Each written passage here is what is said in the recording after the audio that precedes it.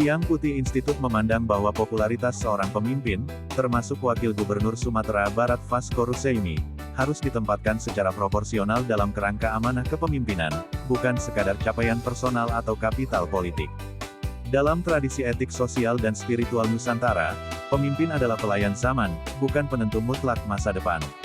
Sebab, masa depan bukan milik manusia, melainkan milik Allah. Popularitas Vasco Russeimi yang mencapai skor 95/100 dalam riset Social Media Analytic 2025 patut diapresiasi sebagai fenomena baru politik digital Indonesia. Namun Tiang Putih Institut mengingatkan, popularitas bukan legitimasi final, melainkan ujian awal. Sejarah membuktikan, banyak pemimpin runtuh bukan karena kurang dukungan, tetapi karena gagal menjaga batas antara citra dan tanggung jawab. Kepemimpinan hadir, bukan sekadar viral. Kehadiran Vasco di lokasi banjir bandang, bahkan bermalam di posko pengungsian, mencerminkan nilai penting, pemimpin harus turun, bukan hanya tampil. Ini sejalan dengan prinsip kepemimpinan profetik, hadir saat rakyat paling rapuh. Namun kritik sehat perlu diajukan. Apakah kehadiran ini akan bertransformasi menjadi kebijakan struktural jangka panjang, atau berhenti sebagai respons darurat yang heroik?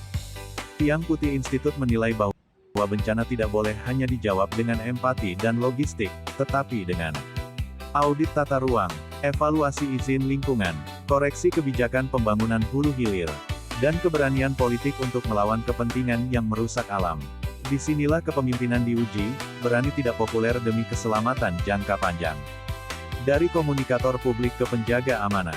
Latar belakang Vasco sebagai kreator digital memberi keunggulan komunikasi. Namun kepemimpinan publik bukan sekadar soal respons cepat dan narasi real-time.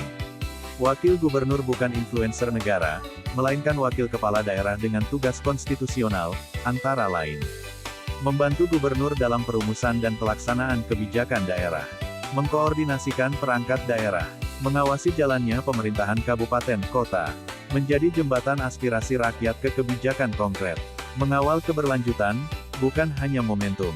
Tiang Putih Institut mengingatkan agar kekuatan media sosial tidak menggeser kedalaman kebijakan. Publik yang dewasa tidak hanya membutuhkan kabar cepat, tetapi keputusan yang adil dan berpihak pada keselamatan rakyat.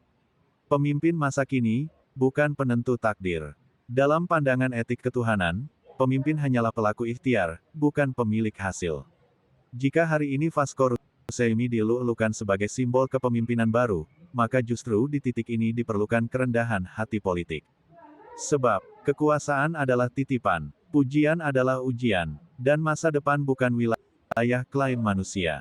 Tiang Putih Institut menegaskan, pemimpin besar bukan yang merasa dibutuhkan sejarah, tetapi yang sadar dirinya akan dihisap sejarah dan Tuhan. Penutup, kritik ini tidak dimaksudkan untuk meruntuhkan kepercayaan publik, melainkan untuk menjaganya agar tidak berubah menjadi kultus personal. Vasco Russeimi hari ini adalah pemimpin masa kini. Namun masa depan Sumatera Barat, bahkan Indonesia, tidak boleh digantungkan pada satu figur, melainkan pada sistem yang adil, kebijakan yang berani, dan kepemimpinan yang takut kepada Allah serta berpihak pada rakyat kecil. Tiang Putih Institut, berpikir jernih, bersikap adil, dan menegakkan amanah.